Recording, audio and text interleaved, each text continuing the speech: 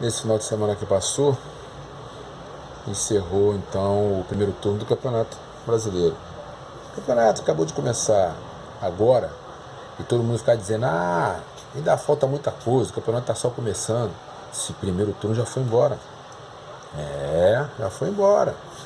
E como sempre, teve as oscilações, as variações de quem foi líder, caiu de líder, voltou à liderança, enfim. Mas ficou circulando ali entre aqueles que seriam os favoritos, exceto o Santos. O Santos entrou nesse bolo aí, assumiu a liderança por um tempo e lá ficou. No início do campeonato ninguém esperava que o Santos fosse ser um dos que iriam assumir a liderança e ficar lá um tempo. Agora será Palmeiras, Flamengo, Grêmio, principalmente esses três. Depois Cruzeiro, Internacional, Mas Cruzeiro e Internacional, se eu não me engano, não assumiram em nenhum momento. Cruzeiro certamente que não assumiu. Internacional tenho dúvidas, Mas está aí, terminado o primeiro turno e eis que o Flamengo assumiu a liderança. Palmeiras foi quem ficou, se não me engano, por 8 rodadas como líder. O Santos depois foi o que ficou mais tempo e agora é o Flamengo. Se não me engano, já está na terceira rodada já como líder. Terminou o primeiro turno, eu acho que tinha que haver o seguinte: quando terminasse o primeiro turno e entrasse para o segundo turno, deveria zerar esse negócio de cartão. O cara levar o cartão amarelo do primeiro turno para o segundo, eu acho um pouco incoerente. Deveria haver um ajustezinho nisso daí. Mas eis que o Flamengo é, no momento, o líder. Vai continuar durante mais 19 partidas na liderança? Pode ser que sim, pode ser que não. A tendência é que não. A tendência é que oscile entre os três primeiros ali, entra um, sai o outro. Vai ser uma briga danada. Tem que ter cuidado para não oscilar muito, porque só restam 19 jogos. Na verdade, para terminar a temporada, faltam 19 jogos do segundo turno do Campeonato Brasileiro e mais 3 jogos de Libertadores da América. Faltam então 22 jogos para terminar a temporada para o Flamengo. No caso, se o Flamengo for o campeão, terminará a temporada nacional e sul-americana e irá disputar lá no final do ano, no caso, se o Flamengo for ser o campeão. Tanto faz também se for o Grêmio, Enfim, quem for o campeão terá direito de disputar lá o Campeonato Mundial de Clubes lá no exterior. Então, o que é o Campeonato Brasileiro? O Campeonato Brasileiro é dividido em 2 etapas de 57 pontos, porque o total de pontos do Campeonato Brasileiro são 114. O Flamengo, desses 114 pontos, conseguiu 42 pontos. 42 pontos. Ficou faltando 15 pontos. 15 pontos é muito desperdício. Mas se for olhar bem, esse desperdício que o Flamengo teve desses 15 pontos se restringe a 3 derrotas para o Internacional, para o Atlético Mineiro, aquela derrota que o pessoal não engoliu, e a derrota para o Bahia, onde o treinador Jorge de Jesus havia chegado, ainda não conhecia, não sabia do potencial do Bahia lá na Fonte Nova, e fez uma escalação do time do Flamengo, ao meu ver, equivocada, e acabou tomando aquela goleada de 3, podendo até ser demais. Então, 3 derrotas e 3 empates. Empatou com o Fluminense, empatou com o Corinthians, empatou com o São Paulo. Porque quando você empata, você deixa de ganhar 2 pontos. Então, os 15 pontos ficaram restritos a esses resultados aí. É o que eu estou dizendo. Se vai permanecer ali na liderança, não se sabe. O fato é que o Flamengo tem um elenco onde os 11 titulares são muito bons, se completam bem. 11, 12 titulares. E o elenco do Flamengo pagar um pouco mais de qualidade, só mesmo com a volta do Diego. Porque se você for ver lá no banco do Flamengo, tem lá o César, tem o Rodinei, tem o Rodolfo, tem o Tuller, tem o René, tem o Pires da Mota, tem o garoto lá da base, tem o Lincoln, tem o Berrio, tem o Vitinho, e com o Diego chegando também terá o Diego e mais um ou outro da base lá. Então você vê que é um banco de reserva onde as opções não são tão próximas assim dos 11 titulares. Eu concordo quando a imprensa diz que o elenco do Flamengo ainda precisa de um pouco mais de qualidade. Mas também não vejo essa qualidade toda em outros não, né? Não dá para você ter 11 titulares e mais 11 reservas no mesmo nível. Eu acho isso meio complicado. O mais importante é o Flamengo seguir fazendo o jogo que ele está fazendo. Inclusive eu estava lendo uma matéria hoje e vendo também nas redes sociais que o presidente do Grêmio está usando de todos os artifícios para dar uma desestabilizada e até mesmo, eu entendo, se eximindo de uma futura culpa se vier a acontecer a eliminação do Grêmio, dizendo que o Flamengo está com uma soberba na Libertadores. Eu não vejo isso, não vejo soberba nenhuma. Eu vejo o Flamengo jogando um bom futebol, vi o Grêmio jogando um bom futebol, o Grêmio deu uma caída, agora apresentou um bom jogo, agora esse último aí, da última rodada do primeiro turno, entendeu? E a expectativa é de que Flamengo e Grêmio façam um bom jogo, né, pelas semifinais da Libertadores. Mas isso a gente vai aguardar ainda. Eu não vejo soberba nenhuma não. Eu vejo o Flamengo jogando um bom futebol, né? E os ingressos para o jogo entre Flamengo e Grêmio, lá no Sul, já foram colocados à venda. O Grêmio fez uma promoção. O Grêmio... Não, esse jogo, isso é outra situação. Estou confundindo. Não foi o Grêmio. No jogo contra o Cruzeiro, o Flamengo pega agora o Cruzeiro reabrindo o segundo turno. Reabrindo o segundo turno, o Flamengo pega o Cruzeiro lá no Mineirão.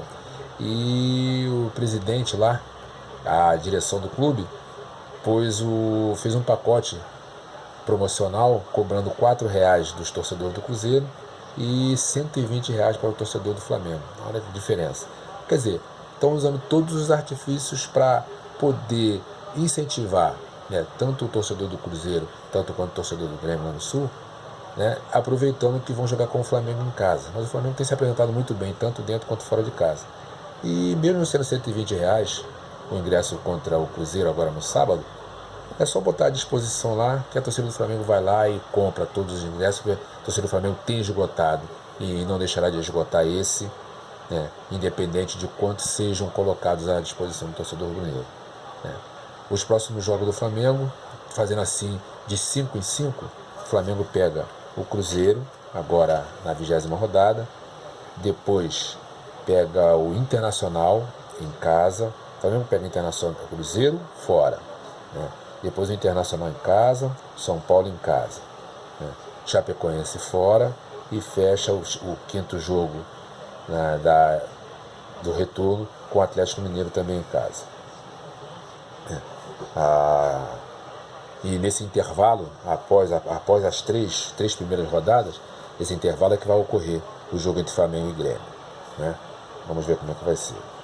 Então é aquele negócio, são 114 pontos que foram colocados à disposição. O Flamengo ganhou 42 pontos. Eu acho que ficou bom para o Flamengo. Quase que atingiu a 50 pontos, faltava muita coisa ainda, mas acabou ficando dentro do... Ficou bom porque o Flamengo assumiu a liderança e agora vai tentar manter, né, essa performance que vem fazendo muito bem feita ao longo desse primeiro turno, né. Falando aqui ainda falando sobre o Flamengo, o único time que pode encostar no Flamengo é o Palmeiras. O Palmeiras está com 39 pontos. Se o Palmeiras ganhar o jogo dele, né, ele vai a 42, caso o Flamengo perca para o Cruzeiro. Mesmo assim o Flamengo não perderá a liderança, porque tem um número maior de vitórias, né, do que o Palmeiras. Esse é o único que poderá encostar no Flamengo, né. Os outros cariocas também vão fazer jogos aí agora na abertura do segundo turno. Por exemplo, os próximos jogos do Vasco. O Vasco está em 12º lugar com 23 pontos, né. Os próximos jogos do Vasco, o Vasco joga, o primeiro jogo é contra o Atlético Paranaense, em casa.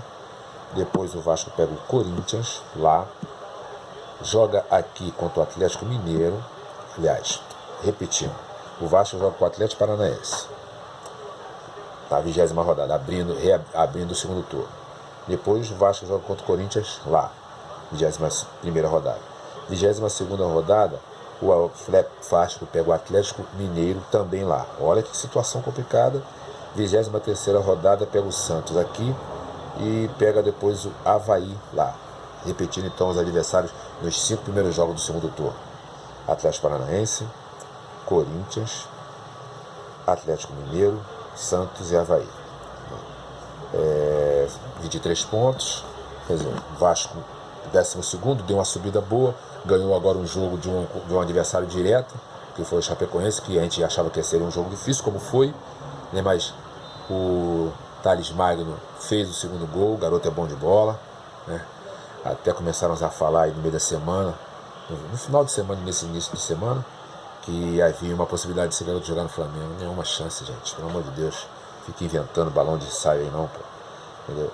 E o Vasco fez o papel dele, aquele negócio. Tem 6 clubes aí que vão fazer um campeonato à parte. E o Vasco não pode desperdiçar ponto contra esse pessoal. Repito, Ceará, Fortaleza, Chapecoense, Goiás, Avaí e CSA. O Vasco já bateu Chapecoense. Vamos ver agora no segundo turno como é que o Vasco vai lidar com essa situação, com esses adversários aí. O Fluminense está em 16º lugar com 18 pontos. Olha só que diferença, de 57 pontos o Fluminense conseguiu só 18. 18 pontos, o Fluminense, se for 45, o Fluminense tem que fazer mais 30 pontos pelo menos, ganhar 10 jogos, né?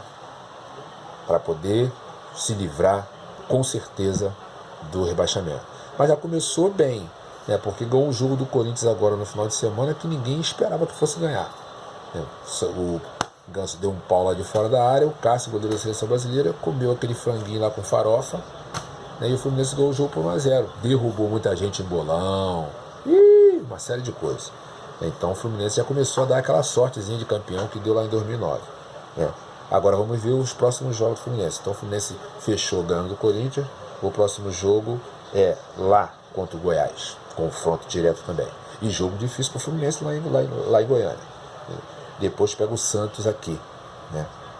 Depois pega o Grêmio aqui, quer dizer, 2 jogos seguidos, joga primeiro contra o Goiás fora, depois pega Santos e Grêmio em casa. Depois tem outro jogo também em casa, contra o Botafogo, e depois pega o Cruzeiro lá, 24ª rodada.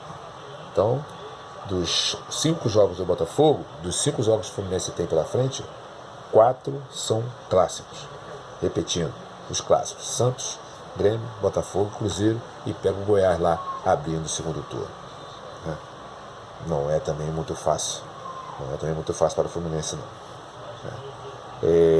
O próximo jogo do Botafogo. O Botafogo está em 10º colocado, uma posição ótima para o Botafogo, que a perspectiva era a pior possível, e o Botafogo está em 10º colocado com 27 pontos. Botafogo que no último final de semana deu mole, empatou com o Ceará, quer dizer, deu mole. Jogar com o Ceará lá não é fácil, né? Mas a pessoa, se o Botafogo tivesse ganho, estaria com 30 pontos. Olha só a diferença que isso pode fazer. 30 pontos. Então está com 27 pontos. E os próximos jogos do Botafogo é o seguinte: contra o São Paulo, aqui, né, no próximo final de semana. Depois pega o Bahia lá, jogo difícil. Pega o Fortaleza também lá. Fluminense e o Goiás. A tabela, esses 5 primeiros jogos do Botafogo não está tão ruim, não. De grande clássico aí, ele pega Fluminense e São Paulo. O Bahia é um jogo trincado, que é lá. O Fortaleza é um jogo trincado, porque é lá, né? Pega o Goiás aqui, joga aqui contra o Botafogo. Então não tá ruim para o. Joga aqui contra o Fluminense, não tá ruim para o Botafogo, não. 10º colocado, tá ótimo. Muito boa posição do Botafogo, né? Se tratando de corrida de. Falando de seleção brasileira, a seleção brasileira vai ter 2 jogos em outubro, contra Senegal e Nigéria. Eu não sei o que esses jogos vão acrescentar para a seleção brasileira. Eu só espero que na hora de convocar, o treinador seja coerente e não atrapalhe os times que vão estar jogando aí, né, de repente aí, final, semifinal aí de torneio, né, andamento, buscando posição no Campeonato Brasileiro. Entendeu? Senegal e Nigéria lá em Singapura. O que isso pode acrescentar? Sinceramente, eu não sei. Falando do Neymar, o Neymar voltou a jogar, depois dessa celeuma toda que deu aí, desse sai, não sai do Paris Saint-Germain, voltou a jogar, e muito vaiado, muito criticado, muitas faixas no estádio, mas o cara pareceu muito tranquilo, muito frio, e eu, sinceramente, eu gostei da entrevista que ele deu, do que ele falou. Achei um pouco, poderia fazer por menos, poderia não tocar em determinados assuntos, mas ele respondeu que, pelo menos agora, ele sabe que vai jogar todos os jogos fora. E ele foi sincero quando ele disse que todo mundo sabe que eu queria sair, né? Mas como não deu para sair, eu vou permanecer aqui, vou jogar, que eu sou profissional, vou jogar aqui e vou dar tudo. E logo no primeiro jogo dele, Ele fez o gol da vitória, um gol de meia bicicleta lá, foi aplaudido de pé por parte de torcedores, e os outros meio sem graça, sem saber se aplaudiu ou não, né? Bateram aquela palminha do sorriso amarelo, porque Neymar pode ter todos os defeitos, mas joga pra cacete. E ele falou que agora ele sabe que ele vai jogar todos os jogos fora, porque mesmo jogando em casa vai ser vaiado, vai ser criticado, vai ser massacrado. E ele falou que o torcedor do Paris Saint-Germain não tem que ir ao estádio para ver ele jogar, tem que ir ao estádio para ver o Paris Saint-Germain, e ele está certo. Fez o gol, comemorou lá com os colegas dele dentro do campo, porque para ir para a torcida vai ser muito difícil. Entendeu? Essa guerra entre Neymar e torcedor francês vai caminhar ainda por um longo tempo, até que um ou outro defina que vai ficar de bem. Por enquanto eles estão de mal, se olhando entre os dentes, mas espero que tudo se resolva da melhor maneira possível. Amanhã tem a final da Copa do Brasil, Internacional e Atlético Paranaense. O Atlético Paranaense perdeu a chance de fazer um resultado lá com 2-0 na Arena da Baixada, ganhou de 1-0 só. Ambos pouparam o time agora no final de semana para poder descansar bastante e fazer essa final lá no Beira-Rio. E eu acho difícil para o Atlético Paranaense. Eu acho que o Internacional ganha esse jogo, no tempo normal. Aí se vai para pênalti ou não, aí para pênalti aí já é outra situação. Aí nos pênaltis o Atlético Paranaense tem se dado bem. Mas, ao meu ver, essa decisão no Beira-Rio eu acho difícil para o Atlético Paranaense. Acho difícil. Porque o Internacional lá é muito forte e vai com tudo para cima do Atlético, tentando fazer logo o gol, logo no início. E eu acho que o treinador vai botar aquele pessoal que corre, Nico Lopes, aquele garoto que saiu do Fluminense, vai botar a correria para cima do Atlético, que não vai correr como corre quando joga lá no seu campo, lá na Arena da Baixada. Eu acredito que vai ficar segurando um pouco mais e tentando uma bolinha aqui, uma escaramuçazinha ali, para botar uma bolinha para dentro e complicar a vida do Internacional. Mas isso tudo a gente vai ver só amanhã, tá certo? No mais é aguardar o dia de amanhã, nesse jogo de amanhã pela TV, e a reabertura do Campeonato Brasileiro em seu segundo turno no final de semana, tá certo?